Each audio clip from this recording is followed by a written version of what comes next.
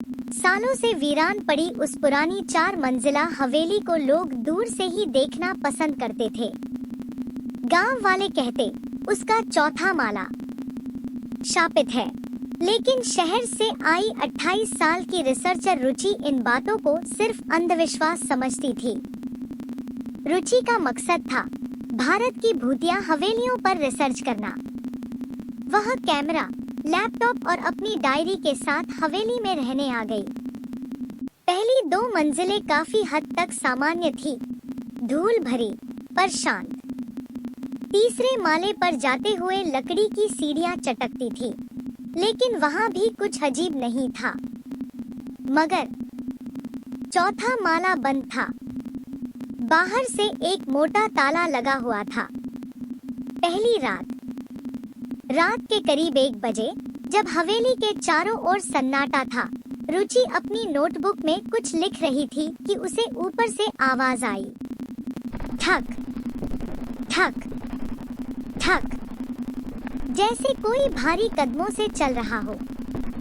उसने सोचा शायद बिल्ली होगी, लेकिन वो आवाज हर रात आने लगी। दूसरी रात उसे तीसरे माले की अलमारी में एक पुरानी चिट्ठियों से भरी डायरी मिली। पीले पन्ने फटे हुए थे, लेकिन उनमें साफ साफ लिखा था, 1947 रेखा दीदी चौथे माले पर गई थी, फिर कभी नहीं लौटी। 1955 विजय काका भी। अब कोई नहीं जाता वहां। जिसने भी उस माले पर कदम रखा, वह लौटकर नहीं आया। रुचि सिहर गई, लेकिन जिज्ञासा और रिसर्च का जुनून डर से ज्यादा बड़ा था। तीसरी रात दरवाजा खुला। उस रात चौथे माले का ताला खुला हुआ था। मैंने तो इसे बंद देखा था, रुचि बुदबुदाई। वह टॉर्च लेकर धीरे धीरे ऊपर गई। सीढ़ियां जैसे हर कदम पर कुछ कहना चाहती थी।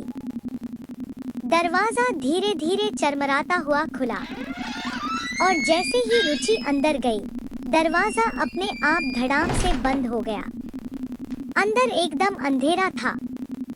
चौथे माले का कमरा पुराना था। दीवारों पर फटी तस्वीरें, धूल से भरे शीशे और एक कोने में एक बड़ा आईना।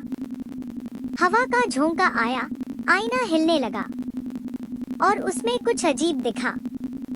आईने में रुचि के पीछे एक औरत खड़ी थी। सफेद साड़ी, झुका हुआ चेहरा, बिखरे बाल। रुचि चौंक कर मुड़ी। वहां कोई नहीं था। लेकिन फिर, तू आ गई, अब कभी नहीं जाएगी। एक धीमी फुसफुसाहट कमरे में गूंजी। रुचि की सांसें तेज हो गई। वह दरवाजा खोलने भागी, लेकिन वो बंद था। तभी आईना अपने आप चटकने लगा। उसमें दरारें आ गईं और उसके बीचों बीच वही औरत का चेहरा उभर आया। तिम क्षण आईने में अब कोई छवि नहीं दिख रही थी। रुचि कमरे के कोने में सिमट गई। उसके पास ही एक पुरानी तस्वीर पड़ी थी, जिसमें वही औरत थी। तस्वीर के पीछे नाम लिखा था, रेख। फिर अचानक आईने से एक हाथ निकला और कहानी वहीं अंधेरे में गुम हो गई। अगली सुबह गांव के कुछ लोग हवेली के पास से गुजरे। चौथा माला फिर से बंद था। ताला जंग लगा हुआ, जैसे कभी खुला ही नहीं। रुचि कभी नहीं दिखी।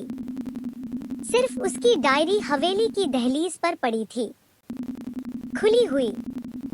उस पन्ने पर जहां लिखा था, जिसने चौथे माले पर कदम रखा, वह लौटकर नहीं आया।